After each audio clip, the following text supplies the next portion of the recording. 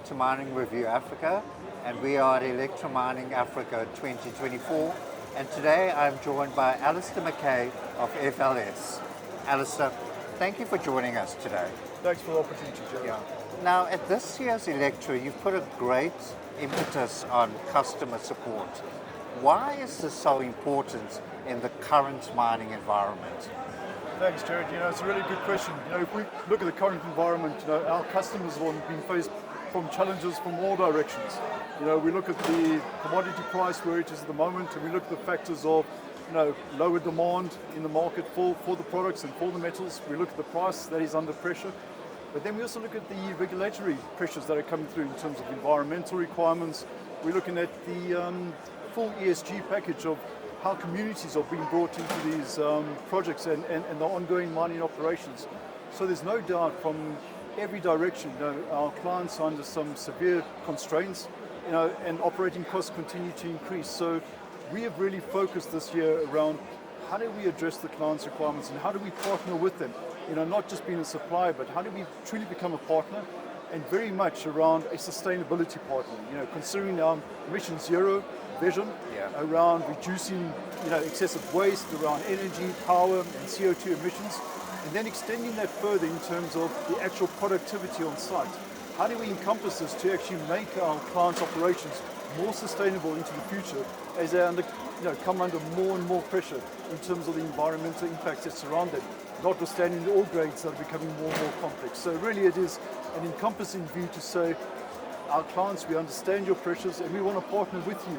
Be that productivity partner, be that sustainability partner, and ensure we walk this path together with yourselves. Okay, now Alistair, obviously, it's one thing having everything on paper and having the policies and the manuals, etc. But let's look at your own workforce. How do you ensure that they can deliver on the customer support that you as FLS promise to your clients? Thanks, Joe. That's so critical. Notwithstanding what happens on paper, at the end of the day, whatever we do impacts the final product on the mine site. Either during a capital project or even then during a brownfields ongoing operation. So I think the underlying support and basis from where we operate is really all around technology. Our own technology, which we continually investing in terms of development, enhancement, to ensure that the productivity that our clients receive continue to improve on an ongoing basis. And I think together with that is of course the training of individuals, and ensuring that no matter where our individuals find themselves, they're continuously brought up to speed with the best technology and the best sort of application of their technology in the ultimate equipment that is placed into the mine operations. So really it is a combination of good people, training people on an ongoing basis, and then underpinning that with continual investment in our R&D around our technology. Alistair, you just spoke about technology and R&D. Are there any innovative products that you are showcasing at this year's Electra from a digital point of view? Absolutely, thanks Gerard. I think we cover quite a wide spectrum this year in terms of innovation.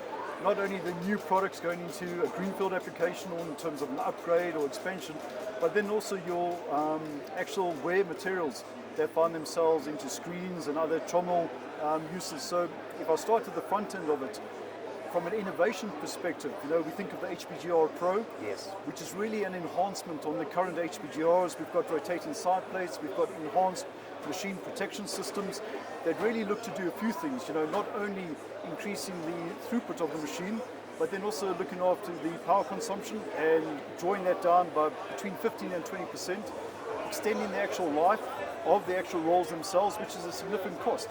And then ultimately, coming down to the protection of the machine to ensure that there's no skewing beyond certain limits, and then ensuring the availability of that machine. So certainly the HPGR Pro is one item that we're really excited about.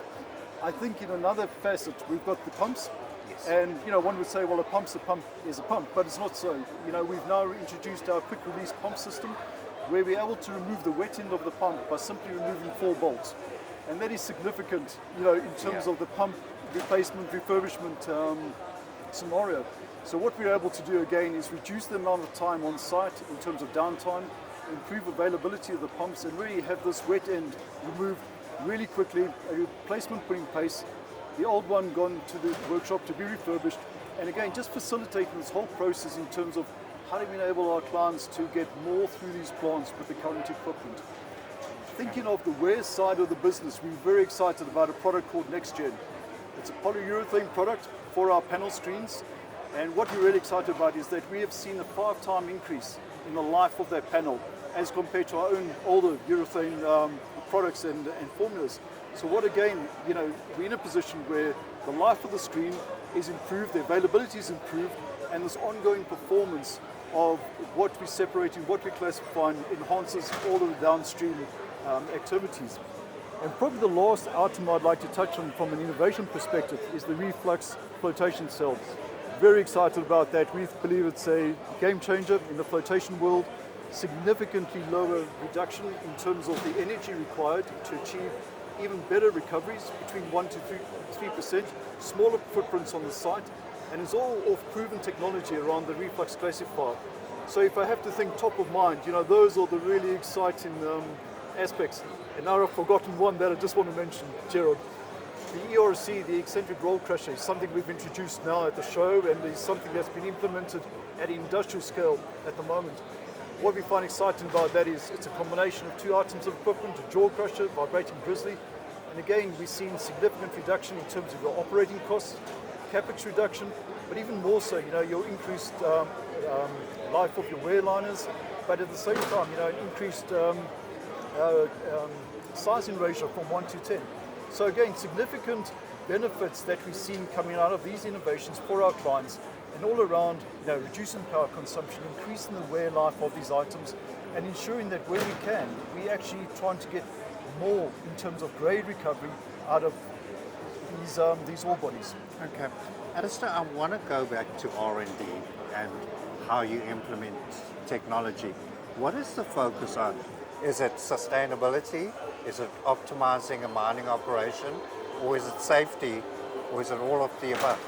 Thanks. It's actually a really good question, Jared. But it is actually all of the above, because we believe one of the 3 you actually can't stand alone. We can't have new technology that is endangering lives or increasing the risk profile of any operation or any maintenance. So it very much is the bringing together of all of these items. And in fact, it ties a bit into our digital solution, where it's not a sensor here or sensor there, but it's really looking at machine health, machine performance, and trying to bring together a asset health, asset performance to overall sort of enhance the performance of the plant, which then again leads to optimal equipment performance. We're looking at the reduction in terms of your water usage, your power usage, and again from the safety perspective, reducing the amount of time associated with maintenance, associated with downtime, which always exposes people to the machine. So I think it's really trying to bring this together in a performance RQ system that brings out the best of our products,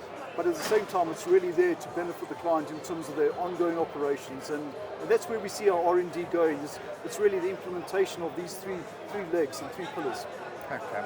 Now finally, Alistair, FLS has acquired ThyssenKrupp. Yes.